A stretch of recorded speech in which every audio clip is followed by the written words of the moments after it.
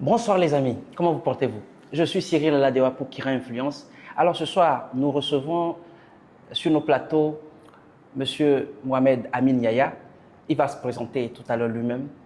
Mais tout d'abord, il faut reconnaître qu'aujourd'hui, il y a beaucoup de, il y a beaucoup de problèmes que l'Afrique a. Simplement parce qu'il y a un passé qu'il doit trouver un moyen d'effacer, nous voulons dire penser ses plaies, mais aussi entrouvrir un futur dans lequel il faudra beaucoup de réflexion, beaucoup de travail et de courage. Alors, pour ne pas traîner, nous allons laisser M. Mohamed Amin Yaya se présenter en quelques mots. Bonjour, plutôt bonsoir. Pas de souci. Bon, autant pour moi. Bon, il n'y a pas grand-chose à dire. Je suis Mohamed Amin Yaya, comme vous l'avez dit. Donc, je suis juriste de formation et je suis panafricain aussi, activiste. Et je suis écrivain, auteur du livre Otages, les chaînes invisibles du monde noir. Vous m'avez devancé. Je voulais dire tout à l'heure que vous êtes écrivain, surtout ce qui est plus important pour nous, panafricanistes engagés, sachant exactement ce qu'il veut faire de sa vie d'Africain. Et donc, vous avez écrit un livre, Otages, les chaînes invisibles du monde noir, le livre à propos duquel nous allons parler ce soir. Alors, dites-nous en quelques mots, qu'est-ce qui vous a inspiré l'écriture de ce livre? Eh bien, je dirais que c'est l'amour en fait. Un amour profond pour l'Afrique. En fait, pas seulement pour mon pays, le Niger, j'aime beaucoup mon pays, mais un amour général pour l'Afrique. Et je vais vous avouer quelque chose. En fait, je suis entré à l'université de droit, c'est pour devenir un procureur. Le but, c'était de combattre l'injustice. D'ailleurs, je ne sais pas d'où je tiens ça, mais quand je vois une injustice, je suis le mec qui court droit devant pour le régler. Mais bon, sauf que à ma deuxième année, il s'est passé quelque chose, un coup de boost, et voilà, j'ai commencé à étudier l'histoire de l'Afrique. Parce qu'il faut le rappeler, l'école ne nous enseigne pas vraiment la vraie histoire de l'Afrique. Celle dite par les colonisateurs. Voilà, voilà. Donc j'ai commencé à étudier l'histoire de l'Afrique et cela a déclenché quelque chose en moi. Et là, j'ai pris conscience que le poste de procureur que je voulais au début pour combattre les injustices, eh ben, j'ai pris conscience qu'il y a un mal beaucoup plus grand que ce que nous pouvons combattre dans nos sociétés, comme les voleurs, les brigands. Voilà, tout ça. Et que ce mal en fait, c'est l'impérialisme occidental. Donc j'ai tout de suite pris conscience que le poste que je voulais, en tant que procureur, je ne pourrais pas faire grand-chose, du moins. Donc c'est ce qui m'a réorienté vers l'écriture. Donc c'est dans ce but que j'ai écrit Otages. C'est en quelque sorte ma façon de combattre l'impérialisme. D'accord. D'accord. Voilà qui est bien très clair. Maintenant, en lisant le livre, la chose qui saute aux yeux tout de suite, c'est que vous avez cité 3 ou 4 grandes chaînes du monde invisible, ou bien si vous voulez, 3 ou 4 grandes chaînes invisibles du monde noir. Et nous voudrions bien que vous puissiez nous retracer ces 4 chaînes-là. En quoi consistent-elles? Eh bien, quand on parle des chaînes invisibles du monde noir, il faut comprendre par là ce que j'ai appelé le mont Everest africain dans mon livre. Donc, c'est une sorte de montagne que l'impérialisme a mis entre l'Africain et la liberté, j'aime dire. Donc, une sorte de carcan. Une sorte, voilà, pour que les Africains ne puissent pas atteindre la liberté.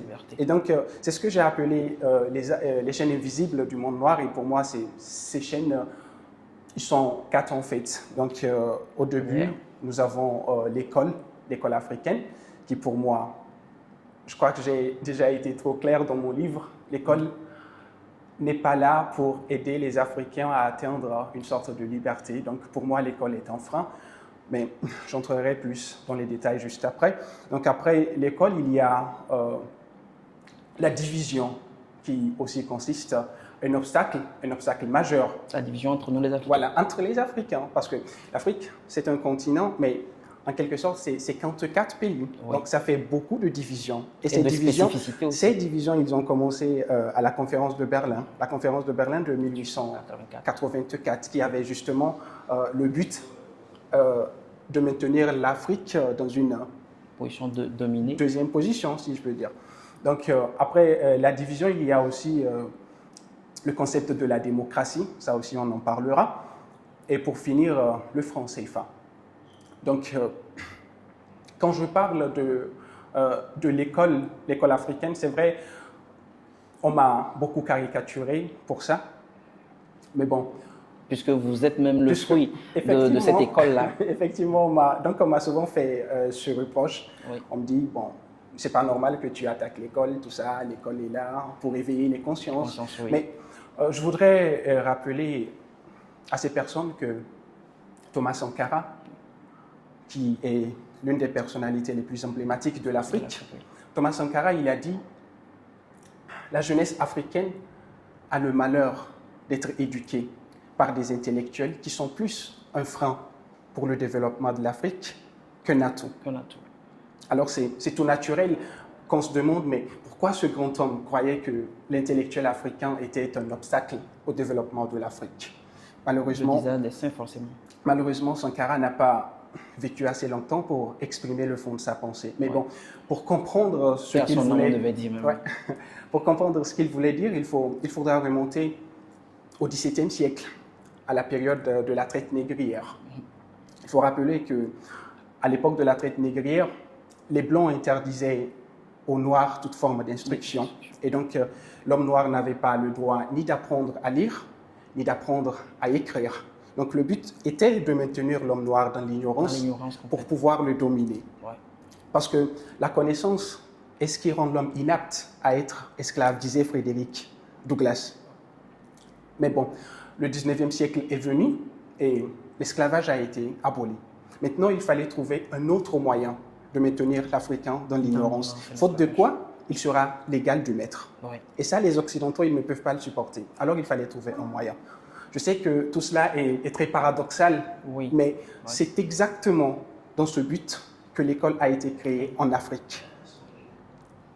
Trouver moyen. C'est vrai qu'on nous dit que l'école a été créée pour élever l'esprit de l'homme noir, pour le rendre plus intelligent, mais le vrai but, c'était de l'abrutir.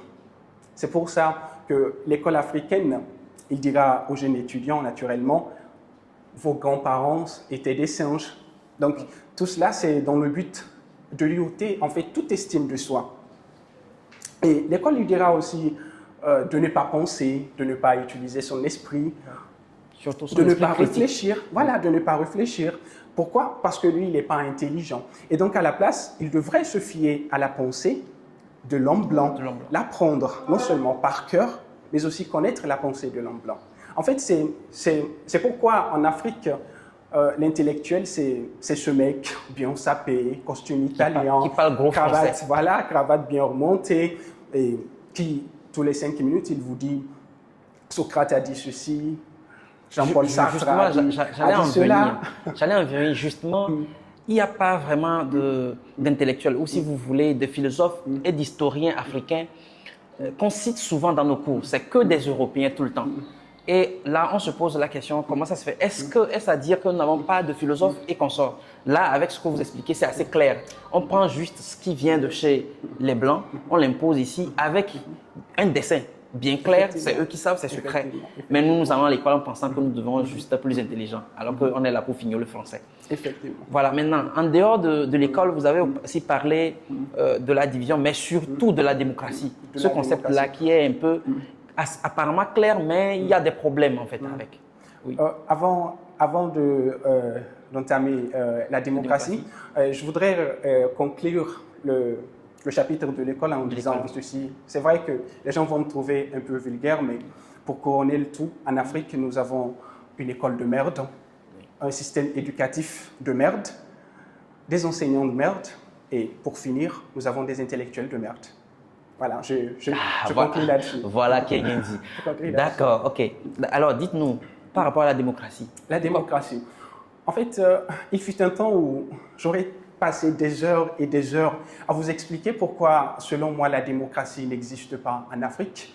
Mais bon, récemment, j'ai lu un livre publié en septembre dernier, donc publié récemment, et c'est le fameux livre « Ils savent que je sais tout » de Robert Bourgi. Et il faut le rappeler, Robert Bourgi a été pendant plus de 40 ans l'un des acteurs majeurs de la France-Afrique.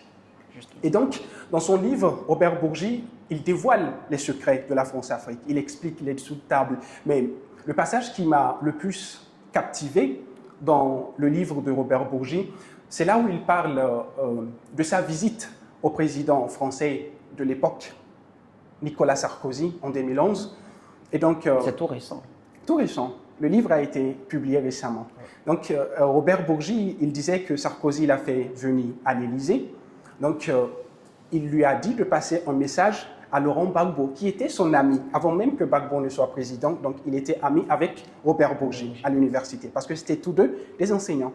Okay. Voilà. Donc, il avait ce lien-là. Donc, Sarkozy a demandé à Robert Bourgi de faire passer un message à Laurent Gbagbo, qui venait justement de gagner les élections présidentielles de 2011. Et donc, le message de Sarkozy, il disait quoi? Il disait, dites à votre ami Gbagbo de se retirer, de laisser la place à Alassane Dramane Ouattara, et en échange, tous les mois, on lui donnerait 30 millions, on lui donnerait un passeport diplomatique, il pourra voyager dans le monde comme il voudra. Mais bon, Gbagbo a refusé la proposition. C'est brutal.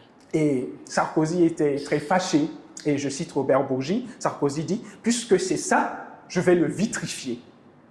Et donc, ils ont créé les conditions de la guerre civile en Côte d'Ivoire en 2011. Et donc, il y a eu des centaines de morts. Pourquoi? Parce que Sarkozy avait choisi un président. Aujourd'hui, après plus de 10 ans, la vérité fait face. On sait que Laurent Gbagbo avait gagné les élections présidentielles de 2011. Les Ivoiriens avaient choisi Laurent Gbagbo. Mais la France, lui, avait choisi quelqu'un d'autre, Alassane Dramane Ouattara. Et pour faire passer leur candidat au pouvoir, ils étaient prêts à massacrer tout un peuple, à créer une guerre civile entre les frères. Et malheureusement, c'est ça la démocratie à l'africaine. C'est ça la démocratie à l'africaine, une imposture, rien qu'une imposture. C'est difficile, mais c'est la réalité. Certaines fois, c'est brutal, mais quand on